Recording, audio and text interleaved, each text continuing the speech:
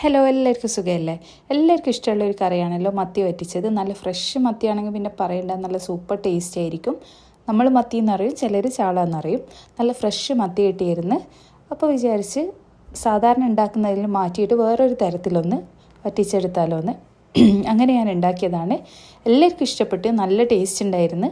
നിങ്ങളൊന്ന് ഉണ്ടാക്കി നോക്ക്, എന്തായാലും ഇഷ്ടപ്പെടും, വെറുതെ ആവില്ല.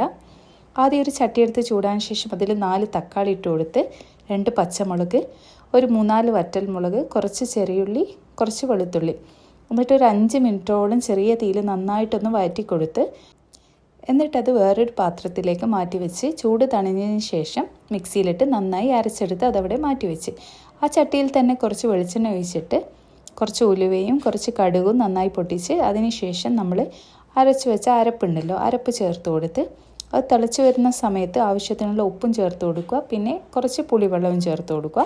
പിന്നെ കറിവേപ്പില ഇട്ട് കൊടുക്കുക. പിന്നെ നമ്മൾ ഉപ്പൊക്കെ ആവശ്യത്തിന് വേണമെങ്കിൽ കൂട്ടം കുറക്കൊക്കെ ചെയ്യാം. പിന്നെ നമ്മൾ കഴുകി വൃത്തിയാക്കി വെച്ച ചാളയിൽ നല്ലപോലെ ഉപ്പൊക്കെ തേച്ച് പിടിപ്പിച്ച് വെച്ചതാണ്. ചാള ഇട്ട് കൊടുക്കുക. എന്നിട്ട് നന്നായിട്ട് വറ്റിച്ചെടുക്കുക. പിന്നെ ലാസ്റ്റ് കുറച്ച് കുരുമുളക് പൊടി കൂടി ചേർത്ത് കൊടുക്കുക. നല്ല സൂപ്പർ ടേസ്റ്റ് ആയിരിക്കും. നമ്മൾ കപ്പയുടെ കൂടെ കൂട്ടാനും ഉപ്മാവിൻ്റെ കൂടെയൊക്കെ നല്ല കോമ്പിനേഷനാണ്. എല്ലാവർക്കും എന്തായാലും ഇഷ്ടപ്പെടും. എല്ലാവരും ഒന്ന് ട്രൈ ചെയ്ത് നോക്കുക. ഇഷ്ടപ്പെട്ടിട്ടുണ്ടെങ്കിൽ ലൈക്ക് ചെയ്യാനും എൻ്റെ ചാനലൊന്ന് സബ്സ്ക്രൈബ് ചെയ്യാനും മറന്നു പോകരുതേ.